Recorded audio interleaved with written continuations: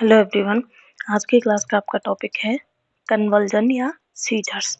तो मेनली होता क्या है कि सेरिब्रल अगर डिसफंक्शन होता है तो सेरिब्रल डिसफंक्शन के कारण जिसमें मसल में अगर सेरिब्रम प्रॉपर काम नहीं कर रहा है तो जो मोटर और सेंसरी न्यूरॉन है उनका कंडक्शन प्रॉपर नहीं चल रहा है तो मसल में होता क्या है, इनवॉलेंट्री ही कॉन्ट्रैक्शन और स्पाज्म आना शुरू हो जाते हैं जिसको हम क्या कहते हैं, कन्वल्जन या सीजर्स। ठीक है, कन्वल्जन क्या है, वॉयलेंट जेस, यानी कि कोई काम कर रहा था उसी पोजीशन में हाथ रह गया। ठीक है, और हाथ कॉन्ट्रैक्ट रह गया या कोई भी मसल जहाँ पे भी ऐसा कन्वल्जन आया है, जिस भी पार्ट में आया है तो उस पार्ट की मसल कॉन्ट्रैक्ट रह जाती है, वहाँ पे बार बार वॉयलेंट जर्क्स आते हैं। सीजर्स क्या होता है, इलेक्ट्रिकल जो नर्व कंडक्शन में डिस्टरबेंस क्रिएट हो रहा है, ब्रेन के अंदर इलेक्ट्रिकल डिस्टरबेंस चल रहा है, उसकी वजह से जिस पार्ट की नर्व सप्लाई में डिफेक्ट आया है वहाँ पे क्या आते हैं, सीजर्स आते हैं।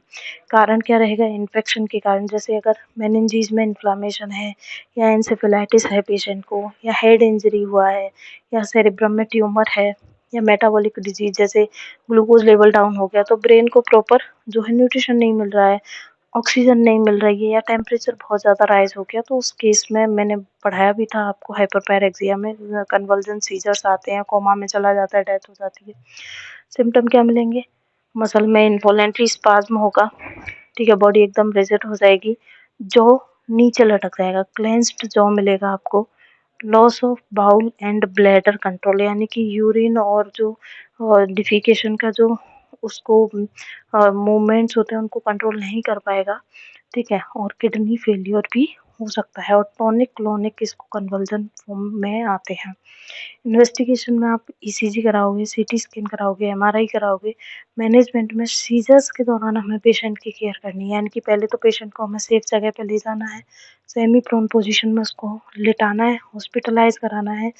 एपिलेप्सी का ट्रीटमेंट में जो भी एंटी एपिलेप्टिक ड्रग जो भी हम कार्बामेज़ापाइन जो है ये यूज़ करते हैं, इसको यूज़ करना है। पर्सन के मुंह में जैसे होता है ना कि घरों में बेहोश हो गया तो मुंह में कोई कपड़ा डाल रहा है, कोई चम्मच लगा रहा है, ऐसी चीज़ें नहीं करनी है।